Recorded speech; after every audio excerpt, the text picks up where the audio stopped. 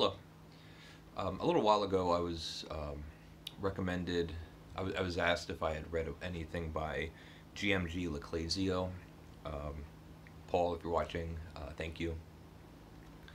And I hadn't. It's a writer that I've known about and just hadn't gotten to.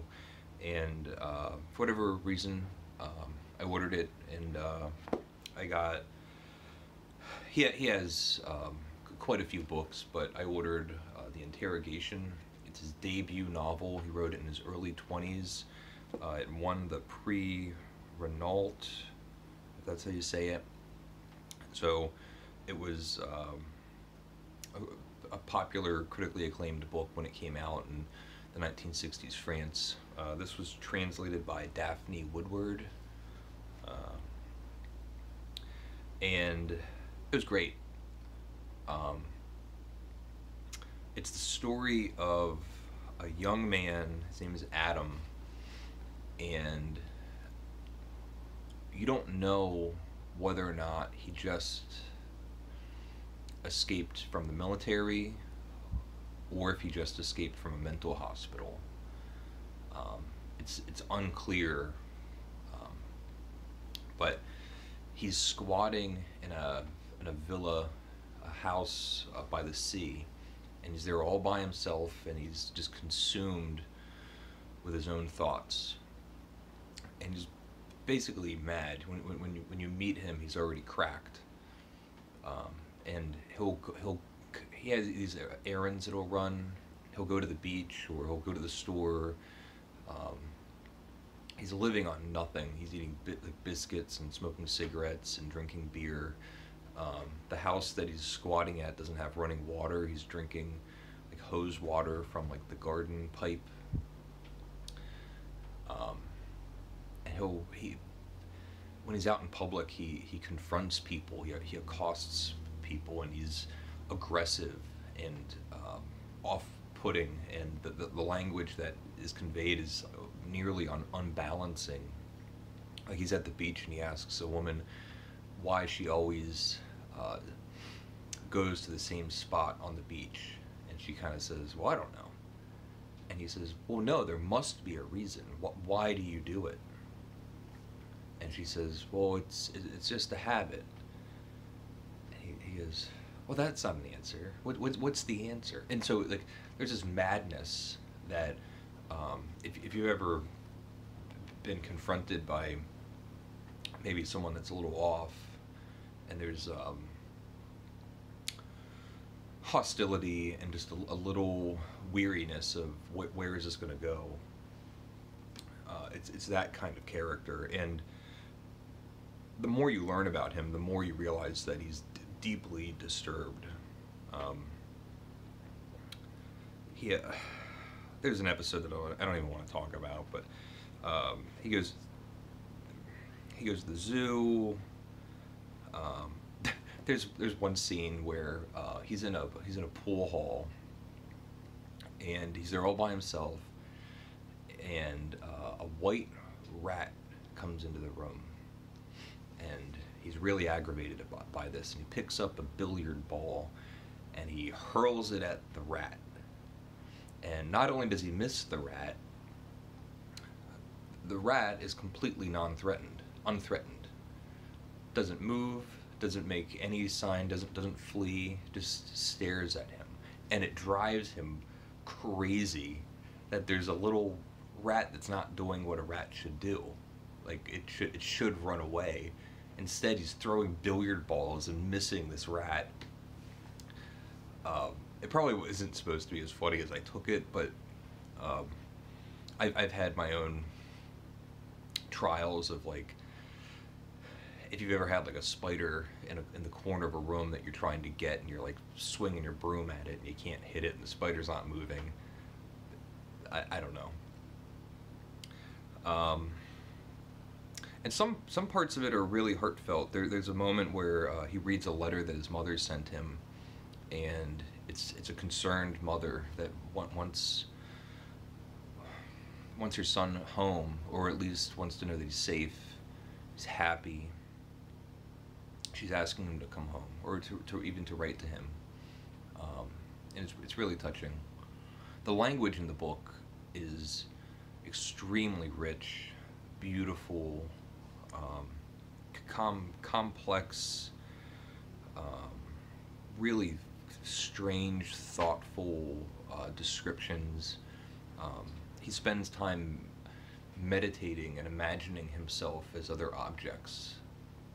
So he'll meditate and imagine that he's the moss on a rock, or different animals. Like he imagines what it's like. He transforms himself into that rat in his own body. He turns into a rat mentally, and it's such like a deep psychological portrait of somebody that's insane. Um, and he's bad-tempered. A lot of it is self-involvement, which, other than a very few people, he's basically all alone and just stewing in his own thoughts, and it's scary, and it reads scary. The book turns into a nightmare. It's these kind of nightmarish hallucinations, and the way the descriptions, which they're so vivid, but that they're almost kind of like rolling and tumbling and kind of creeping up around you, that it turns like quite unsettling. As far as the quality of the writing, that was extremely successful, and it's consistent throughout the whole book. In fact, the book starts at madness and then goes from there, and the whole book just keeps getting more cracked, deranged. There's one kind of something I'll show you. I thought it was brilliant. So towards the end of the book, he goes off into in the middle of a crowd, and he stands up and he starts, basically gets on a soapbox, and he's pontificating. He's like doing this monologue, sounding like a crazy person, and a crowd forms, and he's saying that none of you are human beings. You don't have thoughts. You don't have real thoughts. You're not really living in this world. And he's kind of saying things like that, and the crowd doesn't even quite understand. The reader also doesn't quite understand what he's trying to get at. And someone goes like, "Well, what are you saying?" And he goes, I'm saying the word." And they go, "Are you a Jehovah's Witness?" And he goes, No, I'm saying something else."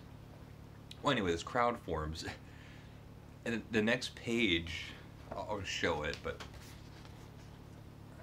it's really cool. It's on the other side too.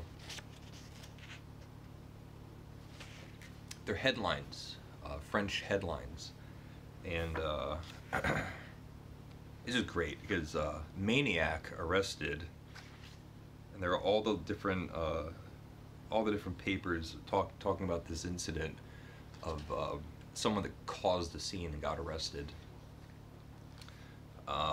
Then he's after that he's arrested. And he's taken in. You're not really sure if he's in a mental hospital now, or if it is a prison cell. A woman comes in and asks if she's going to clean up his little room, and she says, "Well, we don't really have enough money for a chambermaid, but here's a broom, here's a pan. Clean your own room." Which I thought was, anyway. And the rest of the book is basically a dialogue, and overall I thought it was quite sad. The whole book really made me uneasy. I thought it was a difficult book to enjoy.